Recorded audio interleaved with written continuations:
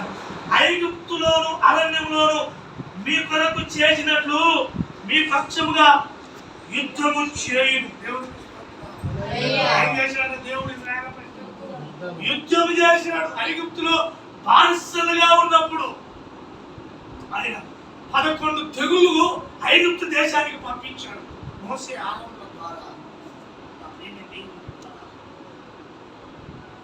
రెండవదిగా మనం కోర్టు శిక్షణ పెట్టుకో. ఒకసారి ఫోన్ మాట్లాడి ఎక్కడ పోలే కిషన్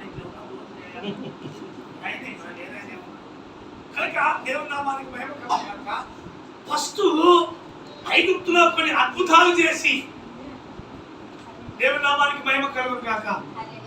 అలా పాలుతేలను ప్రవహించే పరమకాలాలకు దేవుడిని యెహోవా నడిపిస్తూ ఉన్నాడు. రెండవదిగా వాళ్ళు బానిసత్వం నుంచి విడిపించబడి ఆ అరణ్యంలో నడుస్తున్న కొలది దేవుడు ఇప్పుడు ఐగుప్తు రాదు అనుకుంటున్నారు.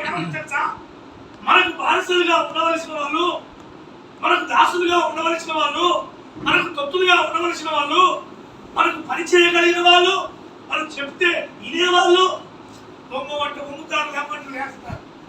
అలాంటి వారిని మనం ఎందుకు మన ఐగుప్తులో బానిసలుగా ఉండవలిగిన వారిని ఎందుకు పంపించాం? వాళ్ళు ఎట్లేసిన వాళ్ళని పట్టుకొని మనం మళ్ళా ఐగుప్తుకు తీసుకొని రావాలి. ఐగుప్తు అంటే లోకము, పరో అంటే సాతానుకు సాదృశ్యం. ఇప్పుడు లోకంలో ఉంటున్నావు. నువ్వు ఎక్కడ ఉంటున్నావు? లోకంలో ఎక్కడున్నావు? లోకంలో ఉంటున్నావు. లోకంలో ఉన్న మనల్ని కూడా లోకం ఏమంటుందంటే అయ్యా ఇవన్నీ ఎందుకు అయినా, ఇవన్నీ ఎందుకు అసలు ఏంటంటే ఇవన్నీ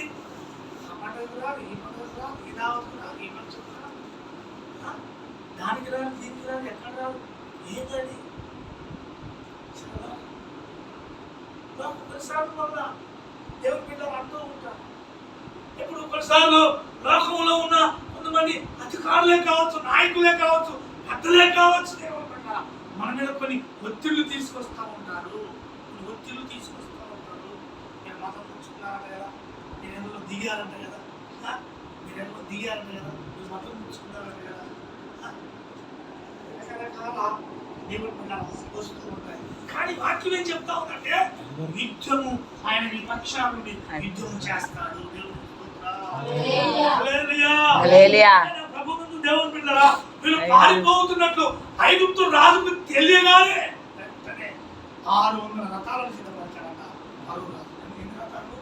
600 రథాలు అధిపతులతో, రౌతులతో, రథాలతో వాళ్ళని పట్టుకొని బంధించి మళ్ళా ఐగుప్తుకు తీసుకొని వచ్చి బానిసలుగా చేసుకున్నామని వెళ్తూ ఉన్నారు.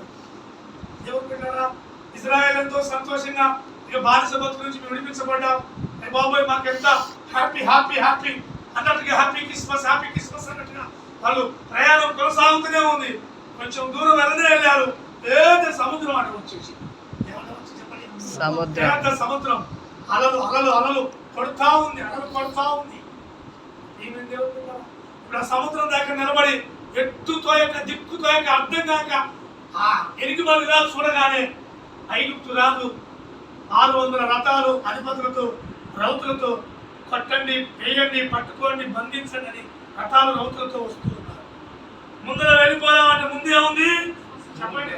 జ్ఞాన సముద్రం వెనక్కి చూస్తే మా ఆత్మీయ తెలియాలి. వాడు ఎటు పోయినా